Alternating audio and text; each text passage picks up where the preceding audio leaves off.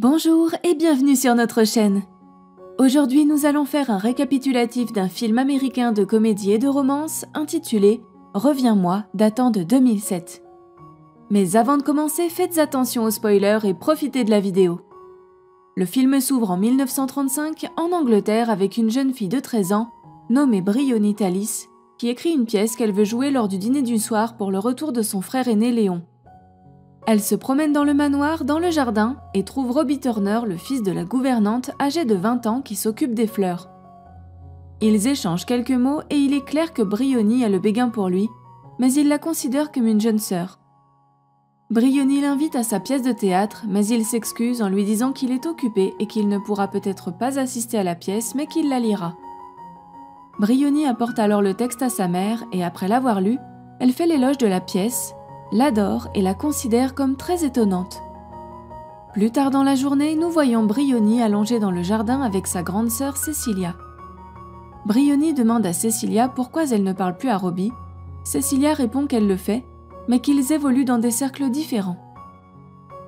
Ensuite, Lola, la cousine de Bryony ainsi que ses deux frères jumeaux, Jackson et Piero Quincy, lui rendent visite pour rester chez elle, car leurs parents sont sur le point de divorcer. Bryony donne à ses cousins un rôle dans sa pièce et répète ensuite la pièce avec les garçons et leur grande sœur. Lola a environ 16 ans. Les jeunes garçons se lassent rapidement de la pièce et partent se baigner, tandis que Bryony reste seule dans la maison. Elle regarde par la fenêtre et voit Cecilia et Robbie près de la fontaine en train de se disputer. On voit alors Cecilia se déshabiller jusqu'à son slip et sauter dans la fontaine pour récupérer quelque chose. Elle sort goutte à goutte et son slip est humide et diaphane. Robbie détourne le regard alors qu'elle s'habille et part après avoir arraché un objet de la main de Robbie. Bryony s'inquiète pensant que Robbie a forcé Cecilia à se déshabiller, mais ce n'est certainement pas le cas. Nous revoyons rapidement la même scène, mais du point de vue de Cecilia et de Robbie. Cecilia remarque que Robbie est assis seul à l'extérieur de sa chambre, dans l'escalier, alors elle sort et s'approche de lui. Alors qu'il marche vers la fontaine dans le jardin, Cecilia informe Robbie que Léon revient ce soir tout en tenant un vase assez cher rempli de belles fleurs. Robbie lui dit en plaisantant qu'il a effectivement entendu les rumeurs sur le retour de Léon, mais Cecilia lui dit que Léon vient aussi avec un de ses amis, Paul Marshall, qui est un millionnaire du chocolat. Robbie demande si les fleurs sont pour lui. En effet, lui répond-elle. Leur conversation s'échauffe un peu lorsque Cecilia évoque la carrière d'étudiant de Robbie. Cecilia est assise devant la fontaine et essaie de remplir le vase de fleurs avec l'eau de la fontaine. Robbie essaie de le lui prendre pour le remplir. Elle refuse et il tire dessus, brisant la porcelaine. Elle tombe dans la fontaine, ce que Cecilia va récupérer. Quelques instants plus tard, Cecilia est dans sa chambre en train de fumer et de se préparer pour la soirée. Par la fenêtre, elle voit son frère Léon arriver en voiture avec un ami, un riche magnat qui possède une usine de chocolat. Elle voit Léon parler à Robbie avec consternation. Il rencontre l'ami de Léon qui semble plutôt louche. Léon, Cecilia et son ami Paul Marshall se baignent tous dans le lac et il est révélé que Robbie et Cecilia sont allés à l'école ensemble et que Robbie poursuit des études de médecine, ce dont il a discuté avec Cecilia avant qu'elle ne se jette dans la fontaine. Léon informe Cecilia qu'il a invité Robbie à dîner et Cecilia en est bouleversée. La scène montre ensuite Robbie dans son chalet en train de taper une lettre à Cecilia pour s'excuser de son comportement de la veille. Il tape plusieurs brouillons avant d'écrire finalement une lettre sensuelle et torride à son intention. Pendant qu'il tape, on voit la scène passer de lui à Cecilia se préparant et mettant des pinces dans ses cheveux. Il rit en écrivant sa lettre, puis la plie et la pose à côté de sa machine à écrire. Il écrit ensuite à la main des excuses très sincères et va se préparer pour le dîner du soir. En descendant la ruelle qui mène à la maison principale, il voit Bryony qui joue dans le jardin et lui demande de remettre la lettre à Cecilia, ce qu'elle fait.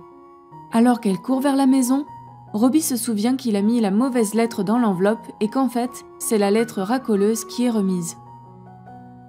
Il appelle Bryony en criant mais il est trop tard. Elle est déjà dans la maison et lit la lettre. Elle la remet ensuite à Cecilia, mais sans l'enveloppe, afin que Cecilia sache qu'elle l'a lue. Nous voyons ensuite Paul Marshall se promener dans la maison et tomber sur les cousins, Piero Jackson et Lola. Il amuse les enfants, mais il est également clair qu'il s'intéresse à Lola. Plus tard, Bryony va dans sa chambre pour se changer pour le dîner, et Lola entre dans sa chambre se plaignant d'être torturée par ses petits frères. Bryony en profite pour dire à Lola ce qui était écrit dans la lettre racoleuse, traitant Robbie de nymphomane. Elle se prépare ensuite pour le dîner et descend les escaliers en courant lorsqu'elle voit une petite barrette sur le sol. Elle la ramasse et voit une lumière briller à travers la porte. Elle la suit pour voir Robbie et Cecilia dans une position délicate contre le mur de la bibliothèque, ayant manifestement fait l'amour quelques instants auparavant. Nous voyons le visage en larmes de Briony au moment où la scène se coupe sur Robbie qui sonne à la porte pour le dîner. Cecilia répond à la porte et il essaie de s'excuser pour avoir donné la mauvaise version de la lettre. Cecilia l'emmène à la bibliothèque et en gros, ils s'avouent leur attirance l'un pour l'autre et commencent à se bécoter et à faire l'amour contre le mur. Au milieu de tout cela, ils se disent qu'ils s'aiment et continuent jusqu'à ce que Cecilia entende la porte s'ouvrir et que Briony entre. Ils se démêlent et quittent la pièce, Briony se contentant de les regarder.